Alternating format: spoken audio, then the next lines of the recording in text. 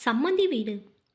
ஒரு வாரம் தங்கி போகலாம் என்று தான் பெண் கொடுத்த சம்மந்தி வீட்டுக்கு வந்திருந்தாள் பங்கஜம். அங்கு அவள் கண்டது அவளுடைய கண்களாலேயே நம்ப முடியவில்லை. பங்கஜத்தின் சம்மந்தி ரஞ்சிதத்தை அவளுடைய மகனும் மருமகனும் போட்டி போட்டுக்கொண்டு தாங்கினார்கள். ரஞ்சிதத்தின் பிறந்த நாளுக்கு மகன் ஒரு சேலை வாங்கி வந்து அசத்தினால், மருமகன் ஒரு படி மேலே போய் மோதிரம் வாங்கி கொடுத்து அசத்தினான். அன்னைக்கு பிடிக்க என்று இவன் ஸ்வீட் வாங்கி வந்து கொடுத்தால் அவர் மருமகனோ அதை ஊட்டிவிட்டான். என்னடி இது கூத்து, உன் புருஷன் இப்படி மாறிட்டான், சதா அம்மா அம்மனு அம்மா பின்னாடியே சுத்திக்கிட்டு திரியிறான்.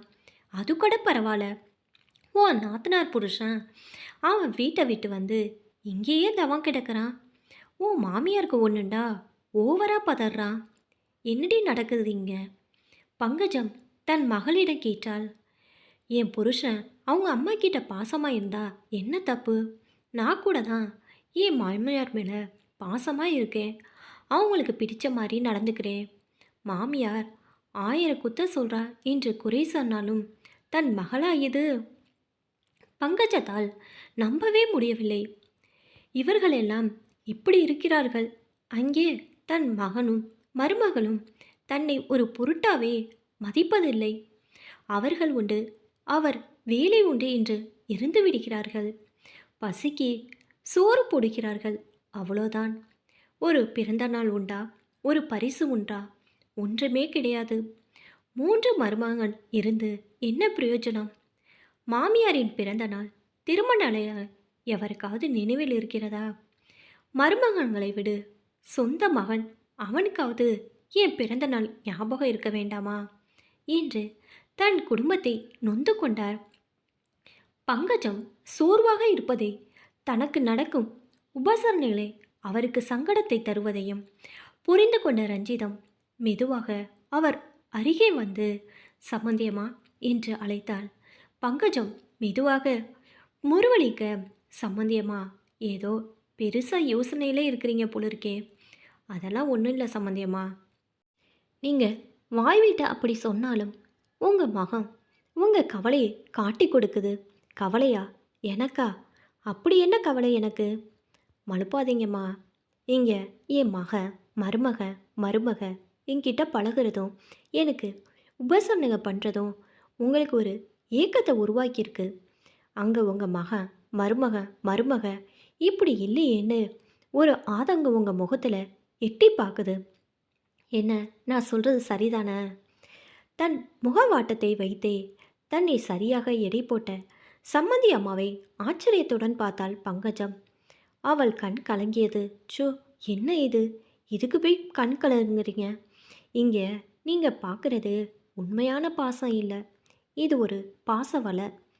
என் தாய் வீட்டு சொத்து ஒன்று 50 லட்சம் மதிப்பில் ஒரு வீடு எனக்கு கிடைச்சிருக்கு. அது ஏன் சொத்து. அதை என்கிட்டேருந்து மொத்தமாக வாங்கிடணுன்னு மகனுக்கும் மருமகனுக்கும் போட்டி. அதான் இப்படி தூக்கி வச்சு கொண்டாடுறாங்க. எங்கே பொண்ணுக்கு கொடுத்துருவேனோன்னு பையனுக்கு கொடுத்துட்டா எப்படின்னு மருமகனும் மாற்றி மாற்றி பாசமலை புளிறாங்க. அது என்கிட்ட இருக்கிற வரைக்கும் எனக்கு ராஜ உபசாரம்தான். உங்கள் வீட்டில் அப்படியா? நீங்கள் தனியாக பொழுத கழிக்கணுமேனு நிறைய புத்தகங்களும் உங்களுக்கு தனி டிவி கனெக்ஷனும் கொடுத்துருக்காங்க. உங்களுக்கு சுகர் இருக்குன்னு உங்கள் பையனும் மருமகனும் ஸ்வீட் நிறைய சாப்பிட்றதே இல்லை. மாதம் ஒரு தடவை ஹெல்த் செக்கப்புக்கு கூட்டிகிட்டு போகிறாங்க. பேர பசங்களை உங்கள் கூட விளையாட விட்டு ஒரு ஒட்டு உறவை ஏற்படுத்தியிருக்கிறாங்க. விழா கொண்டாட்டன்னு எதுவும் செய்யலைன்னு வருத்தப்படுறீங்களே, அவங்க நீங்கள் வந்ததுல இருந்து எத்தனை தடவை ஃபோன் பண்ணி உங்களை விசாரித்தாங்க? நீங்கள் ஒரு தடவை ஃபோன் பண்ணியிருப்பீங்களா? பேர பசங்க ரொம்ப ஆசைப்படுது, சீக்கிரம் வந்துடுன்னு உங்கள் பையன் கூப்பிட்டப்ப கூட இன்னும் 4 நாள் கழித்து வரேன்னு சொன்னீங்க. இதுவே நான் என் மக வீட்டுக்கு போனால் எப்போ துரத்தலான்னு அவளும் இன்னும் 1 வாரம் கழித்து வந்தா தேவலான்னு இவங்களும் இருப்பாங்க. உங்கள் வீட்டில் காட்டுறது தான் பாசமலை, இந்த வீட்டில் நடக்கிறது வெறும் பாச வலை. நீங்கள் கொடுத்து வச்சவங்க என்று கண்கலங்க சொன்ன ரஞ்சிதத்தை ஆறுதலாக தட்டி கொடுத்து, சம்மந்தியம்மா, என் கண்ணை திறந்துட்டீங்க.